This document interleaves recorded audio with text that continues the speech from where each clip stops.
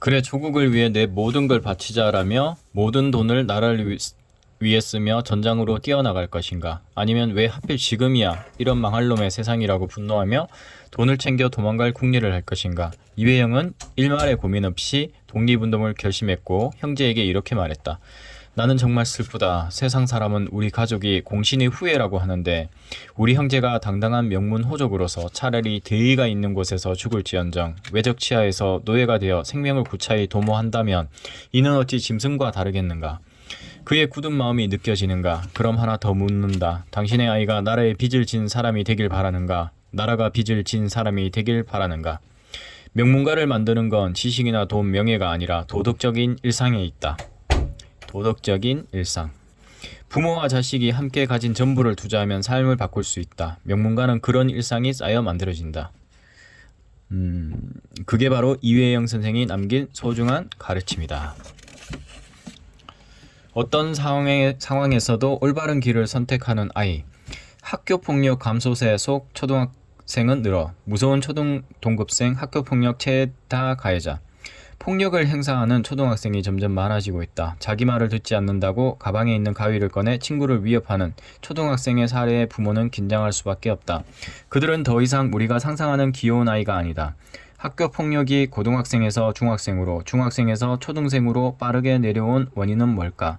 아이를 올바른 길로 인도하려면 어떻게 해야 할까? 나는 가장 효율적인 해결책으로 역사적인 사건에서 배우기를 추천한다. 자연스럽게 역사도 알게 되고 올바른 길을 선택하는 아이로 또 키울 수 있다. 영국의 역사학자 에드워드 칸은 이렇게 말했다. 역사란 과거와 현재의 끊임없는 대화다. 그는 그 이유를 다음 세 가지로 들었다. 역사는 진실이 아니라 기록이다. 하나의 진실을 어떻게 기록하고 해석하느냐에 따라 후대에 받아들여지는 사실이 달라진다. 고대사, 그 중에서도 패망한 왕조의 기록은 매우 적기에 부족한 사료를 누가 어떻게 해석하냐에 따라 전혀 다르게 인식된다. 위의 조언을 가슴에 담았다면 아래 글을 읽어보라. 2012년 개봉한 007 영화 최신 시리즈인 스카이포를 본 사람이라면 데니얼 크레이그가 화려한 액션을 선보였던 섬을 기억할 것이다. 영화 속 데드시티의 배경은 바로 일본 나가사키 현에 위치한 하시마 섬이라는 곳이다. 최근에 영화 군함도로 국내외에 더 많이 알려지게 되었다. 예약을 하지 않으면 갈 수 없을 정도로 관광객이 많이 찾는 하시마섬은 파도가 거칠어서 접근이 쉽지 않다. 그래서 섬에 진입할 수 있는 날에는 안내원이 마이크를 잡고 이렇게 말한다. 여러분은 운이 좋으십니다. 이렇게 날이 좋아 하시마섬에 들어갈 수 있기 때문이죠. 방문할 수 있다는 사실에 감사해야 할 정도로 구경하기 힘든 일본 근대화의 상징이라는 이 섬에는 과연 어떤 비밀이 숨겨져 있을까? 일본 최초의 콘크리트 아파트가 있었다. 학교, 상점, 병원, 극장 등이 있었다.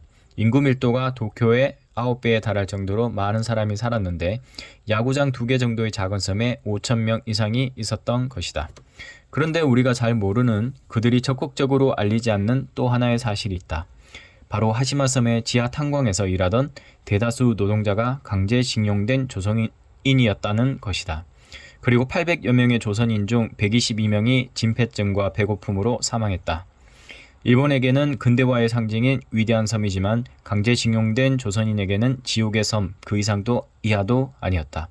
더욱 안타까운 사실은 작업 통로가 좁아 대부분 몸집이 작은 중학생 정도 소년이 강제징용되었다는 점이다. 그곳에서 아이들은 인간 이하의 삶을 살았다. 다다미 한 장 크기의 7, 8명씩 강제 수용돼 2교대로 12시간씩 일하는 중노동에 시달렸다. 일할 때도 일을 하지 않을 때도 아이들의 삶은 고달팠다. 그 고통을 견디지 못해 자살하거나 탈출하다가 익사한 아이도 많았다. 하지만 일본 정부는 탄광 작업 과정과 징용 노동자의 존재에 대한 어두운 역사는 철저히 감춘 채 일본 산업화의 상징만 부각하며 세계문화유산 등재를 시도했다. 이때 대상 기간을 1850에서 1910년으로 한정했는데 역시 전쟁이 한창이던 1916년 후 그들이 벌인 잔혹한 일을 숨기기 위함이었다. 결국 2015년 7월 하시마섬은 메이지시대 유산이라는 이유로 유네스코 세계문화유산으로 등재되고 말았다. 하지만 우리의 기록은 분명히 다르다. 호화 아파트 고충부에서는 일본이 기름진 음식과 술을 마시며 삶을 즐겼지만 강제로 끌려온 한국 소년들은 그 아래의 좁고 어두운 탄광에서 부모의 이름을 외치며 눈물을 흘렸다. 얼마나 두렵고 외롭고 아팠을까. 어두컴컴한 해저 탄광, 14살 한국 소년들이 최고 기온 45도 갱도에서 허리도 펴지 못한 채 굶주리며 석탄을 캐야 했다. 너무 더워 속옷 하나만 입고 작업했는데 흐르는 땀을 닦기 위한 수건이나 깨끗한 물도 없었다. 석탄이 묻은 손으로 눈 주위 땀을 닦다 보니 앞이 조금씩 보이지 않게 되고 나중에는 아예 시력을 잃기도 했다. 탄광 내에서 질식사하거나 갱도가 무너져 압사하는 일도 비일비재했다.